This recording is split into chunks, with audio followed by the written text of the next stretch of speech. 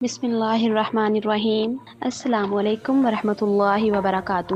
عزیز سامعین، میں آپ کو اپنے چینل اقرا اسلامک سٹوریز میں خوش آمدید کہتی ہوں۔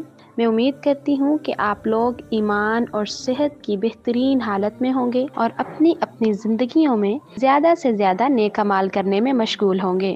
بغیر وقت ضائع کیے چلتی ہوں اپنے آج کے موضوع کی طرف۔ معزز سامعین، میرا آج کا موضوع حضرت خالد بن ولید کی غزوہ موتا میں شرکت پارٹ 1 ہے۔ حضرت خالد بن ولید رضی اللہ تعالیٰ عنہ قبول اسلام سے قبل ہمیشہ مشرکین مکہ کے لشکر میں شامل رہتے ہوئے مسلمانوں کے خلاف بڑی کارروائیوں میں ملوث رہے تھے، لیکن اب قبول اسلام کے بعد ان کے دل کی دنیا یکسر بدل چکی تھی۔ اب کفر و شرک اور مسلمانوں کے خلاف نفرت و عداوت کی بجائے کہ زندگی کا ہر گوشہ ایمان کے نور سے جگمگانے لگا تھا۔ اب اس نئی اور بدلی ہوئی زندگی میں ان کے قبول اسلام کے محض 2 ماہ بعد ہی قانون قدرت کے عین مطابق ایک بہت ہی بڑی آزمائش ان کے سامنے آ کھڑی ہوئی۔ مسلمانوں اور مشرکین مکہ کے مابین حدیبیہ کے نام سے جو مشہور تاریخی معاہدہ طے پایا تھا، اس کے نتیجے میں رسول اللہ صلی اللہ علیہ وآلہ وسلم اور تمام مسلمانوں کو مشرکین مکہ کی جانب سے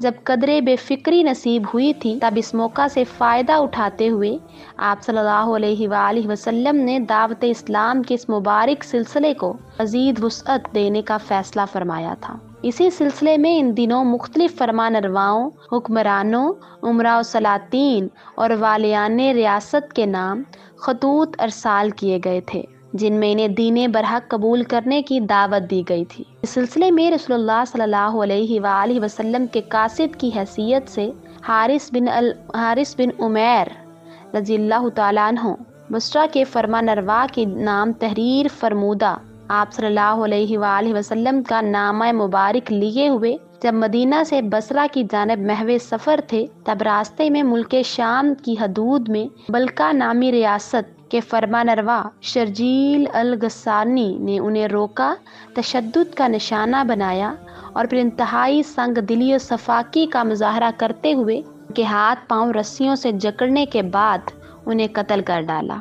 رسول اللہ صلی اللہ علیہ وآلہ وسلم کو اس افسوسناک واقعے کی اطلاع ملی تو آپ صلی اللہ علیہ وآلہ وسلم انتہائی رنجیدہ ہو گئے، کیونکہ کسی بے قصور انسان کو، بالخصوص غیر ملکی قاصد اور سفارتی نمائندے کو ناحق یوں قتل کر ڈالنا یقیناً بہت ہی بڑا جرم تھا۔ مزید یہ کہ یہ سفارتی عادات کی سنگین خلاف ورزی بھی تھی۔ رسول اللہ صلی اللہ علیہ وآلہ وسلم نے کہ انتہائی افسوسناک واقعہ پیش آنے پر یہ فیصلہ فرمایا کہ اب رومیوں کے خلاف تادیبی کارروائی ضروری ہو چکی ہے۔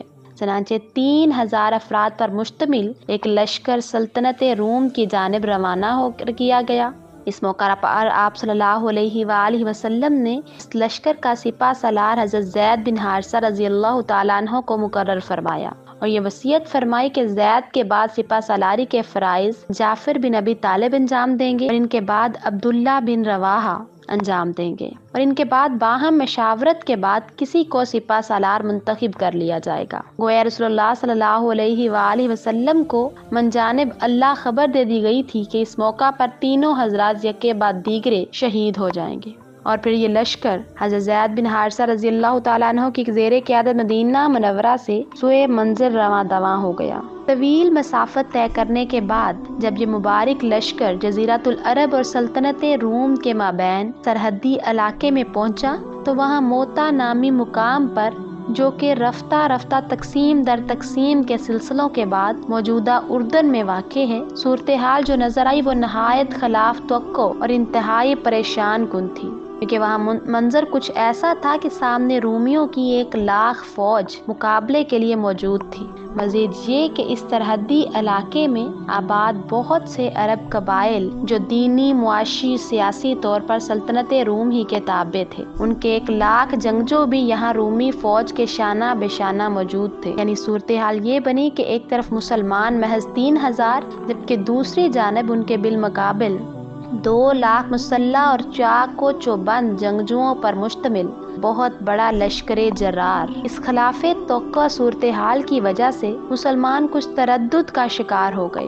2 روز تک باہم مشاورت کا سلسلہ چلتا رہا किसी ने कहा हमें अब मजीद पेशकदमी की बजाय यहीं रुक कर रसूलुल्लाह सल्लल्लाहु अलैहि वसल्लम को इस सूरत हाल से मुतल्ला करना चाहिए और आप सल्लल्लाहु अलैहि वसल्लम की तरफ से इस बारे में किसी फैसले का इंतज़ार करना चाहिए। किसी ने कहा हमें रसूलुल्लाह सल्लल्लाहु अलैहि वसल्लम की खिदमत में ये पैगाम भेजना चाहिए कि मजीद दस्ते अरसाल किए जाएं। इसी दौरान हज़रत अब्दुल्ला बिन रवाहा रज़ी अल्लाह तआला अन्हु ने फैसला कुन अंदाज में मशवरा देते हुए कहा, हमारे लिए नाकामी का कोई सवाल ही नहीं है। हमारे सामने तो दोनों ही सूरतों में कामयाबी ही कामयाबी है, या शहादत या फतह। लिहाजा इस तमाम तरद्दुद की क्या ज़रूरत है।